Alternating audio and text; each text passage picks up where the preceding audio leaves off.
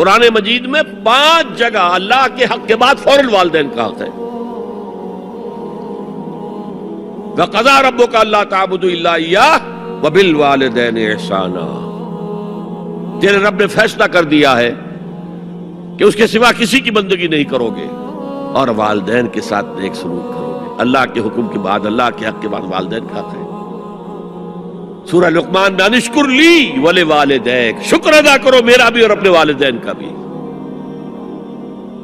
اور سورہ بنی اسرائیل میں تو کیا تفصیل آئی ہے. اما یبلغن عندک الکبر احدہما او کلاہما فلا تقل لہما اف ولا تنہرہما وقل لہما قولا کریما واخفض لہما جناح الذل من الرحمۃ وقل رب ارحمہما کما ربیانی صغیرا. اگر تمہارے والدین میں سے ایک یا دونوں تمہارے پاس بڑھاپے کی عمر کو پہنچ ہی جائیں، انہیں کبھی اف تک نہ کہنا، دل نہ توڑنا ان کا، چھاتی چوڑی کر کے بات نہ کرنا، ان سے کندھے جھکا کر بات کرنا، ادب سے گفتگو کرنا. قل لہما قولا کریما واخفض لہما جناح الذل من الرحمہ، اپنے کندھوں کو جھکا کر رکھنا.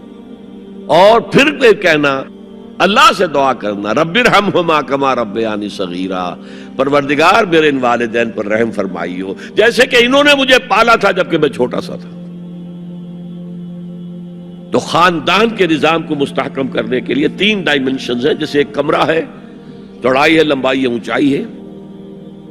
پہلے تو شوہر اور بیوی کے درمیان بانڈ آف لو. اب یہ شوہر اور بیوی پیرنٹس بن گئے ہیں، والدین بن گئے، اولاد آ گئی. سیکنڈ ڈائمنشن ایڈ ہو گئی، ادب، عزت.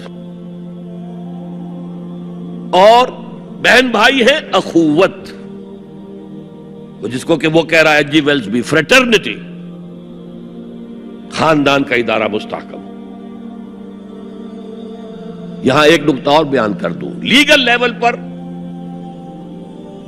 بیوی کے حقوق کم ہیں، شوہر کے زیادہ. الرجال قوامون علی النساء، سیدھی سیدھی بات ہے اور ہمیں ڈٹ کر کہنا چاہیے. اس سے زیادہ معقول بات کوئی نہیں. کسی ادارے کے 2 سربراہ برابر کے اختیارات والے نہیں ہو سکتے. لیکن اخلاقی طور پر جو ماں کا حصہ ہے، باپ کا حصہ اس سے 1/3 ہے. قرآن مجید میں آیا ہے نا، حملتہ امہ وہنا علی وہن وفصالہ فی عامین ان اشکر لی ولوالدیک. اسے اٹھائے رکھا اس کی ماں نے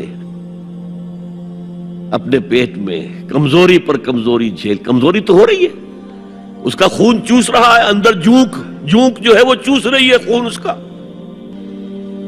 اور سب ماؤں کو تو اتنی نرشمنٹ موجود نہیں ہوتی کہ آپ پریگننسی میں اس کے لیے ضروری نرشمنٹ فراہم کر دیں. وہنن علی وہن، کمزوری پر کمزوری جھیل کر بھی اپنے پیٹ میں اٹھائے رکھا. وفصالہ فی عامین، اور پھر دودھ چھڑانا ہوا 2 سالوں میں. وہ جونک جو ہے وہ پھر اس کی چھاتیوں سے چمٹ گئی. لہذا اس کا حق 3 گنا زیادہ ہے باپ سے. ایک صحابی حضور سے پوچھتے ہیں، حضور میرے حسن سلوک کا اولین مستحق کون ہے؟ فرمایا تمہاری والدہ. پھر پوچھا ان کے بعد کون؟ پھر کہا تمہاری والدہ. پھر پوچھا ان کے بعد کون؟ پھر کہا تمہاری والدہ. پھر پوچھا ان کے بعد کون؟ تو کہا تمہارے والد. 3 درجے. اور یہ جو فرمایا الجنت تحت اقدام الامہات، جنت تو ماؤں کے قدموں تلے ہے، یہ باپ کے بارے میں تو نہیں فرمایا.